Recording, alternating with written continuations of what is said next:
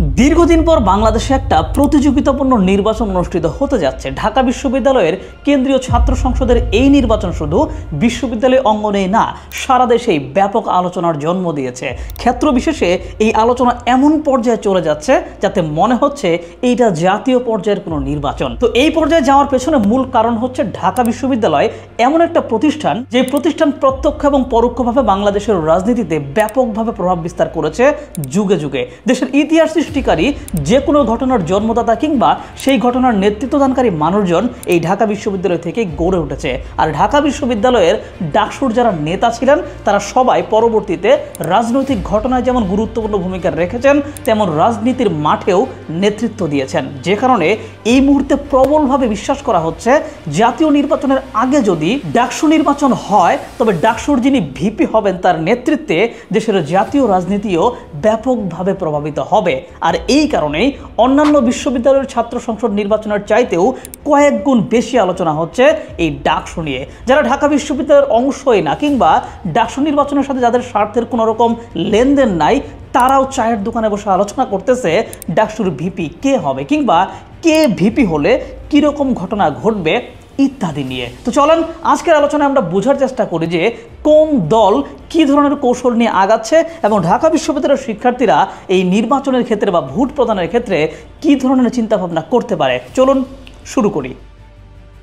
তো শুরুতে একটু বলে রাখি, 2019 সালের যে ডাকসু নির্বাচন হয়েছিল সেখানে হল পর্যায়ে কিন্তু আমি প্রার্থী হয়েছিলাম। মূলত সেই সময় আমি আমার হলের মানে মহসিন হলের ডিবেটিং ক্লাবের সাধারণ সম্পাদক ছিলাম। হলের মাঠে বড় কয়েকটা প্রোগ্রাম আয়োজন করেছিলাম। বার্ষিক ক্রীড়া প্রতিযোগিতায় হল পর্যায়ে টানা কয়েক বছর চ্যাম্পিয়নদের কাতারে ছিলাম। মানে মোটামুটি হলের বেশিরভাগ শিক্ষার্থী আমাকে যখন চিনত, আমি যখন হল সংসদ নির্বাচনের জন্য সাহিত্য সম্পাদক পদে মনোনয়নপত্র জমা দেই, তখন থেকেই ছাত্রলীগের প্যানেল থেকে যাকে ওই পদের জন্য মনোনয়ন দেওয়া হয়েছিল সে বারবার আমার সাথে যোগাযোগ করতে শুরু করে, নানানভাবে আমাকে বসে যেতে বলে। কিন্তু আমি প্রথমে সেসব কথায় পাত্তা দেইনি। তবে নির্বাচনের কয়েকদিন আগে সে সময় ছাত্রলীগের সভাপতি রেজওয়ানুল হক চৌধুরী শুভন, যিনি আবার আমাদের মহসিন হলের স্টুডেন্ট ছিলেন, মধ্যরাতে সেই লোক আমাকে তার রুমে ডেকে পাঠায়। যেহেতু ছাত্রলীগের রাজত্বকালে আমাকে হলেই থাকতে হয়েছিল, সো তার ডাক আমি অমান্য করতে পারিনি। মধ্যরাতে তার রুমে যাই, গিয়ে দেখি ওই সময় আমাদের হল ছাত্রলীগের সকল নেতা তার রুমে বসা, শুধু দাঁড়িয়ে আছে আমার প্রতিদ্বন্দ্বী সাহিত্য সম্পাদক প্রার্থী ওই ছেলেটা।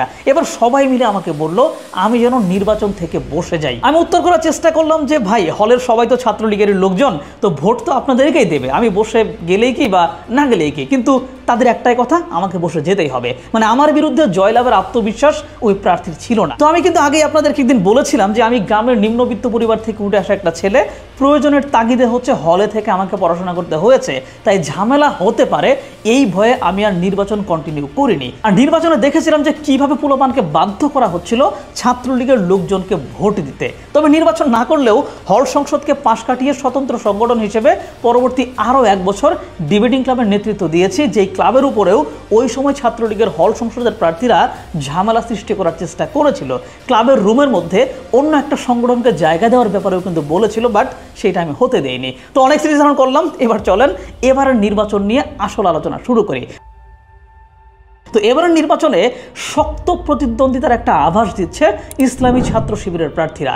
জুলাই অভ্যুত্থানের পরে যেভাবে তারা নিজেরা খোলস ছেড়ে বেরিয়ে আসলো, আন্দোলনে তাদের অবদান নিয়ে যেভাবে আলোচনা হলো, বিশেষ করে সাদিক কায়ুমকে নিয়ে যে আলোচনা, তাতে একটা স্পষ্ট বার্তা আসে যে শিবির এবারের নির্বাচনের খুবই হট ক্যান্ডিডেট এবং এই নির্বাচনের অনেক আগে থেকেই তারা কিছু কৌশল অবলম্বন করেছে। যেমন কিছুদিন আগে থেকেই তারা বিভিন্ন ছাত্র কল্যাণমূলক কাজ করে আসছে। শিক্ষার্থীদের এঙ্গেজ করা যায় এমন বেশ কিছু ইভেন্ট তারা ক্যাম্পাস এবং ক্যাম্পাসের আশেপাশে আয়োজন করেছে। আমি বলতে পারি যে জাতীয় জাদুঘরে জুলাই চিত্র প্রদর্শনী আয়োজন করেছিল তারা, সোহরাওয়ার্দী উদ্যানে বিজ্ঞান মেলার আয়োজন করেছিল, 5ই আগস্টে টিএসসিতে 3 দিনব্যাপী চিত্র প্রদর্শনী, নাটক প্রদর্শন, বিতর্ক আয়োজন কিংবা আলোচনা সভা ইত্যাদিও তারা আয়োজন করেছিল, যেগুলোর মাধ্যমে ডাকসু নির্বাচনের ডেট ঘোষণার আগে থেকেই শিবির ছাত্র সম্পৃক্ততা বাড়াতে চেষ্টা করেছে। এসবের পাশাপাশি আবার রমজান জুড়ে ইফতার বিতরণ, ক্যাম্পাসে বিনামূল্যে স্বাস্থ্যসেবা প্রদান কিংবা রমজানের আগমন উপলক্ষে ইসলামী সাংস্কৃতিক অনুষ্ঠানের আয়োজন করেছিল ছাত্র শিবির। এই কাজগুলোর মধ্য দিয়ে মূলত শিবির চেষ্টা করেছে দীর্ঘদিনের যে আওয়ামী বয়ান, শিবিরকে যে জনবিচ্ছিন্ন করে রাখার একটা চর্চা, এইটা ভেঙে ফেলার। আবার এর পরবর্তীতে দেখা গেল যে নির্বাচনে প্রার্থী বাছাইয়ের বেলাতেও চমৎকার ইনক্লুসিভ একটা প্রার্থী প্যানেল দিয়েছে শিবির, যেখানে ক্ষুদ্র নৃগোষ্ঠী, আহত জুলাই যোদ্ধা, নারী, অমুসলিম সদস্য, খেলোয়াড়, গবেষণায় আগ্রহী লোকজন, ক্লাসের ফার্স্ট বয়, এরকম নানান রকম প্রার্থী দিয়ে তারা একটা চমৎকার প্যানেল সাজিয়েছে, যেটা শিবিরের একটা চমৎকার কৌশল বলেই মনে হয়েছে। কিন্তু দুঃখজনক ব্যাপার হচ্ছে এত কিছুর পরেও শিবিরের প্রোগ্রামে বা শিবিরের কর্মসূচিতে জনজোয়ার দেখা যায়নি। সাধারণ শিক্ষার্থীদের স্বতঃস্ফূর্ত অংশগ্রহণ তুলনামূলক কম ছিল। যারাও বা স্বতঃস্ফূর্তভাবে অংশগ্রহণ করেছে তারাও প্রকাশ্যে ছবি বা ওই সংক্রান্ত কিছু প্রকাশ করেনি, কারণ এখনও সাধারণ শিক্ষার্থীদের মধ্যে একটা প্রবণতা কাজ করে যে প্রকাশ্যে সে শিবিরের সমর্থন করতে চায় না। এখনও শিবিরের ব্যানারযুক্ত ছবি সে প্রকাশ করতে লজ্জা পায়। তার মানে এত কিছুর পরেও সাধারণ শিক্ষার্থীরা শিবিরের ব্যাপারে ফ্র্যাঙ্ক হতে পারে নাই। হ্যাঁ, ভেতরে ভেতরে হয়তো শিবিরের প্রতি একটা সফটনেস কাজ করতেছে, কিন্তু সেটা প্রকাশ্যে আনতে পারছে না। প্রশ্ন হচ্ছে কেন পারছে না? কেন একজন শিক্ষার্থী এখনও নিজেকে শিবিরের সমর্থক হিসেবে প্রকাশ্যে পরিচয় দিতে স্বাচ্ছন্দ্য বোধ করে না? এর পেছনে প্রধান কারণ হিসেবে একটা জিনিস আছে, আর তা হলো 1971 সাল নিয়ে বা 1971-এর ঘটনা নিয়ে শিবিরের অস্পষ্ট অবস্থান। শিবিরের সাম্প্রতিক কাজকে অনেকেই ভালোবাসতেছে।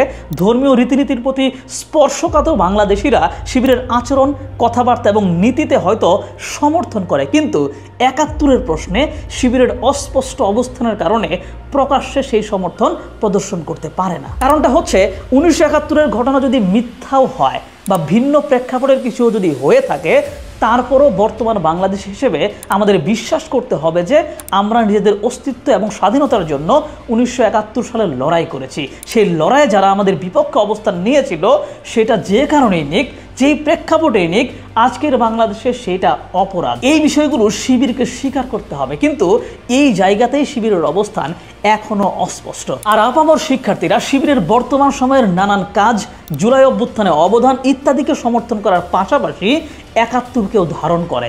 তাই শিবির প্রশ্নে এখনো একটা বড় সংখ্যক শিক্ষার্থী কনফিউজ। তবে এই কনফিউশনে যে আবার শিবিরের ভোট কমিয়ে দিবে, ব্যাপারটা আসলে এমনও হয়তো বা না, কারণ গুপ্ত ব্যালটে আসলে মানুষ কাকে ভোট দেবে সেটা শিক্ষার্থী নিজেই জানে। তবে এটা নেগেটিভ পজিটিভ দুইটাই কিন্তু হতে পারে। দ্বিতীয়ত, ছাত্রদল এই মুহূর্তে দেশের সবচেয়ে বড় ছাত্র সংগঠন। 5ই আগস্টের পর থেকে সারা দেশে বিএনপি নেতাকর্মীদের নামে যেই রকম অভিযোগ এসেছে, সেই অভিযোগের তীর কিন্তু ছাত্রদলের উপরেও পড়েছে, যে কারণে আমার দৃষ্টিতে বিশ্ববিদ্যালয়ের আঙিনার সচেতন শিক্ষার্থী মহল ছাত্রদলের প্রতি কিছুটা অসন্তুষ্ট ছিল। এই অসন্তুষ্টের পেছনে একটা বড় কারণ হচ্ছে ছাত্র রাজনৈতিক সংগঠন হিসেবে নিষিদ্ধ ছাত্র লীগের যেই সাংগঠনিক প্যাটার্ন, ছাত্রদলেরও ওই একই প্যাটার্ন।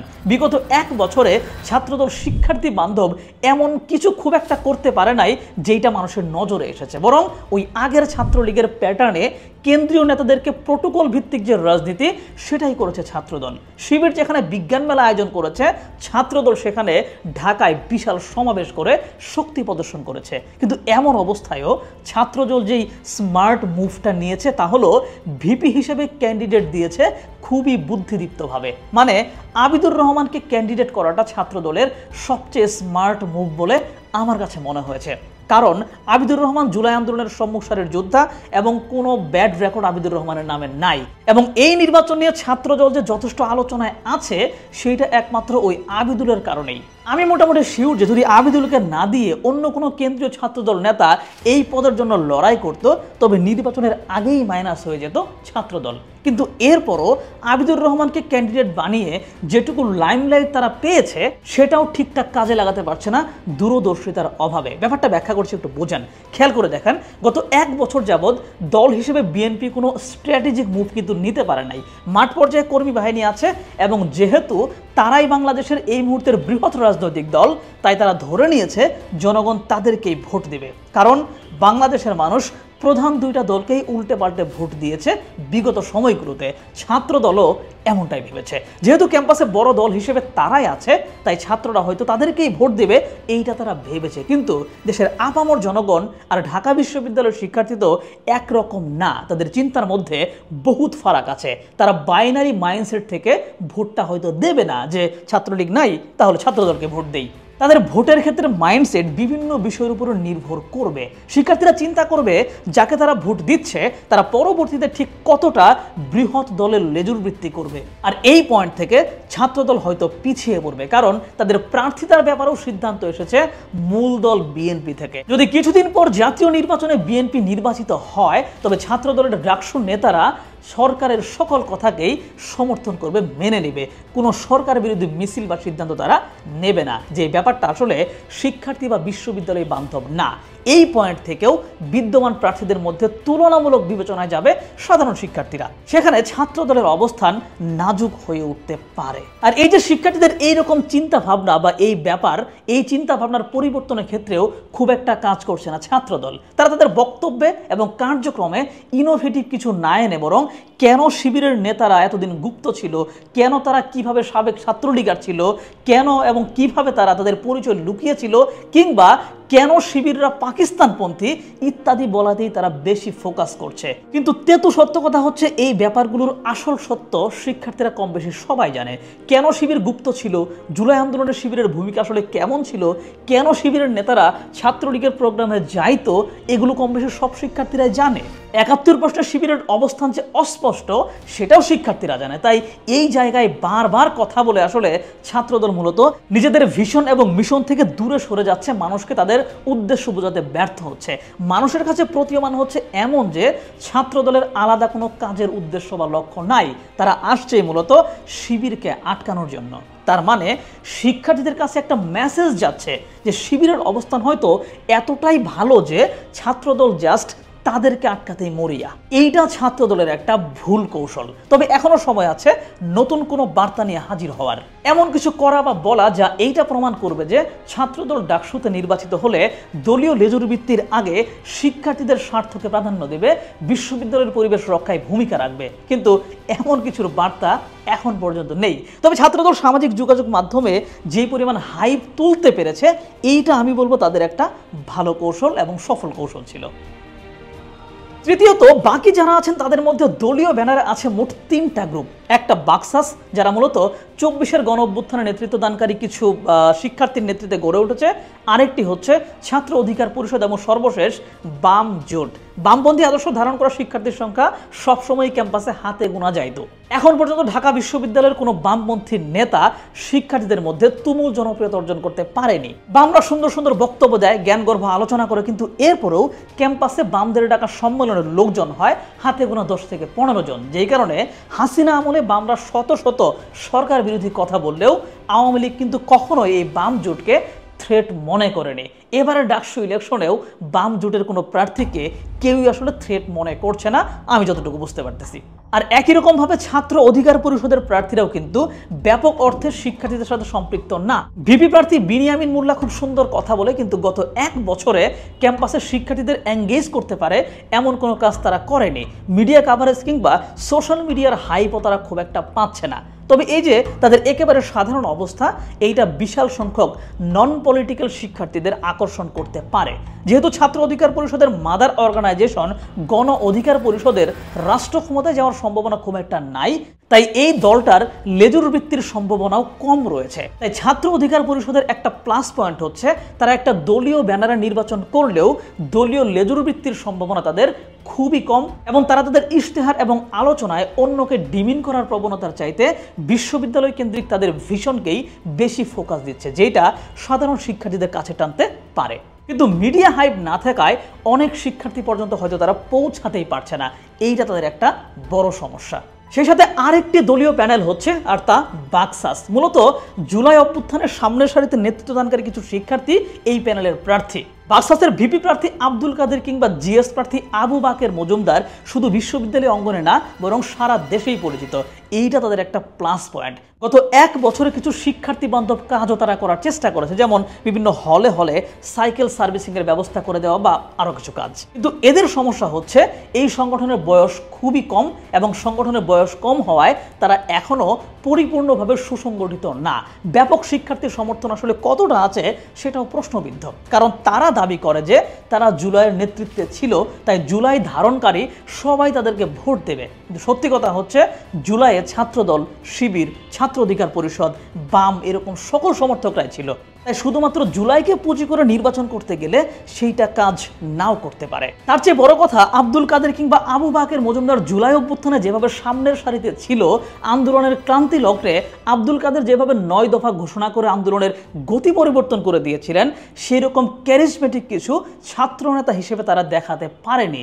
যে কারণে জুলাই আন্দোলনের ফলে যে সফটনেস তাদের প্রতি শিক্ষার্থীদের তৈরি হয়েছিল, সেই সফটনেসের জায়গা থেকে আব্দুল কাদের আসলে প্রভাব নিয়ে ডাকসু চালাতে পারবে কিনা সেইটা নিয়েও অনেক এখন সন্দেহ প্রকাশ করতে পারে। আবার জুলাই আন্দোলনকে ধারণকারী আরেকটা গোষ্ঠী নিজেরাই প্যানেল ঘোষণা করেছে। সেই সাথে জুলাই আন্দোলনের আরেক সম্মুখ যোদ্ধা উমামা ফাতেমা নিজেই স্বতন্ত্রভাবে ভিপি প্রার্থী হয়েছেন। তার মানে জুলাই আন্দোলনের স্পিরিট নিয়েই 3টা প্যানেল এসেছে। এই যে ভাঙন, এইটাকে শিক্ষার্থীরা হয়তো ভালোভাবে নেবে না। আর বাকশাসের নেতাদের বক্তব্যে বিশ্ববিদ্যালয় কেন্দ্রিক জিনিসপাতির পরিবর্তে ওই জুলাই আন্দোলনের বক্তব্যগুলোই ঘুরে ফিরে আসছে, মানে ফ্যাসিবাদ, নিষিদ্ধ ছাত্রলীগ ইত্যাদি। যে কারণে বিশ্ববিদ্যালয় নিয়ে নির্বাচিত হওয়ার পর তারা লং টার্মে আসলে কি করতে চায়, এইটা এখনো অস্পষ্ট। তবে দলগত প্যানেলের বাইরে 2টা স্বতন্ত্র প্রার্থী আছেন যারা নির্বাচনের পুরো সমীকরণটাই পাল্টে দিতে পারেন, যাদের স্ট্র্যাটেজি খুবই চমৎকার। একজন উমামা ফাতেমা আর একজন শামীম হোসেন। আন্দোলনে নেতৃত্বদানকারী ছাত্রদের নামে যখন নানান অভিযোগ আসতে শুরু করলো, তখন উমামা তার সেফ ইমেজ নিয়ে সেখান থেকে বেরিয়ে আসে এবং এখন পর্যন্ত একটা ভালো ইমেজ সে ধরে রাখতে পেরেছে। উমামার সবচেয়ে বড় শক্তি হচ্ছে নারী ভোটারগুলো। সে হয়তোবা এই ভোটারগুলোকে ইজিলি কাছে টানতে পারবে। পলিটিক্যাল আইডিওলজির বাইরে গিয়ে যারা ভোট দিতে চায় তারা উমামাকে সমর্থন দিতে পারে। অধিকারের প্রশ্নে সোচ্চার উমামার যেমন পরিচিতি আছে, তেমনি তার দ্বারা আসলে দলীয় লেজুর ভিত্তির কোনো সম্ভাবনাও আপাতত দেখা যাচ্ছে না, যেটা উমামাকে অনেক এগিয়ে রাখবে। তবে ঢাকা বিশ্ববিদ্যালয়ের শিক্ষার্থীরা একজন নারী নেতৃত্বকে ভিপি পদে বসাবে কিনা, সেটাও কিন্তু একটা প্রশ্ন। আর ডাকসু ইলেকশনে যে ছেলেটা সবচেয়ে চমৎকার কৌশলে এগিয়ে এসেছে তার নাম শামীম হোসেন। তার মূল বক্তব্যই হচ্ছে ডাকসু শিক্ষার্থীদের সংসদ, এখানে বিভিন্ন রাজনৈতিক আদর্শ লোকজন আসলে কাজটা কি, বরং এখানে তাদেরই আসা উচিত যারা মূলত শিক্ষার্থীদের আদর্শ ধারণ করে, যার কোনো পলিটিক্যাল ব্যারিয়ার থাকবে না, কোনো দলের প্রতি যে দায়বদ্ধ না থেকে শুধু শিক্ষার্থীদের প্রতি দায়বদ্ধ থাকতে পারবে, তারই আসলে ডাকসুর ভিপি হওয়া উচিত। এই ন্যারেটিভের উপর দাঁড়িয়ে ইতিমধ্যেই তুমুল আলোচনা এসেছে এই শামীম হোসেন। আর তার এই বক্তব্যের জের ধরে অন্যান্য প্রার্থীরাও তাদের কথার ফোকাস পয়েন্ট চেঞ্জ করেছে। শামীম হোসেন মূলত আগে থেকে কিছু সংখ্যক শিক্ষার্থীর মাঝে পরিচিত ছিল তার সাহিত্য সংক্রান্ত মুক্ত আলোচনা, আবৃত্তি, ইংরেজি পড়ানো ইত্যাদি কারণে। আর এখন তার চমৎকার বক্তব্যের কৌশল, শিক্ষার্থী এবং ঢাকা বিশ্ববিদ্যালয় কেন্দ্রিক তার এক একটা এজেন্ডা তাকে বেশ আলোচনায় এনে দিয়েছে।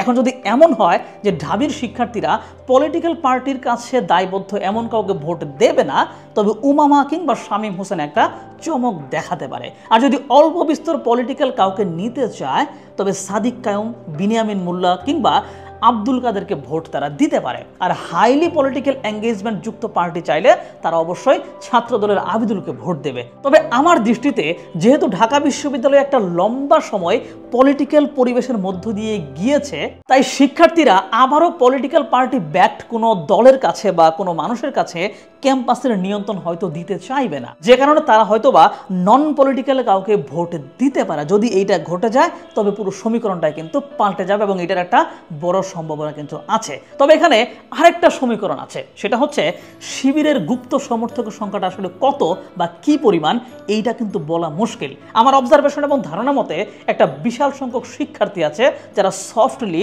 শিবিরের প্রতি দুর্বল, যে ভোটগুলো অন্য কোনো দিকে আসলে যাওয়ার সম্ভাবনা নাই। এবং যতটুকু ধারণা করতে পারি, বিভিন্ন হলে হলে শিবিরের কমিটিও আছে, যে কমিটিগুলো এখন পর্যন্ত অপ্রকাশিত। সেই কমিটির আন্ডারে হয়তো অনেক মেম্বার আছে, সদস্য আছে, কর্মী আছে, সাথী আছে, যারা হয়তোবা এখনো অপ্রকাশিত রয়ে গেছে। এই সংখ্যাটা যদি বেশি হয়, তবে এরা কিন্তু সবসময় শিবিরকেই ভোট দেবে। তার মানে আমার দৃষ্টিতে একমাত্র শিবিরেরই কিছু ফিক্স ভোট আছে ক্যাম্পাসে, বাকি সকল ভোট ফ্লোটিং। এই ফ্লোটিং ভোটগুলো যদি এদিক সেদিক কেটে যায়, তবে মেজরিটি পেয়ে যাওয়ার সম্ভাবনা আছে শিবিরের। এখন দেখা যাক সামনে কি হয়। তবে আপনার মনের ভিতরে কি আছে, আপনি কি চিন্তা করতেছেন এই নির্বাচনকে নিয়ে, সেটি কমেন্টে জানাতে পারেন এবং আপনার মতে কে নির্বাচিত হতে পারে সেটিও কমেন্ট করেন, আমি দেখতে থাকি।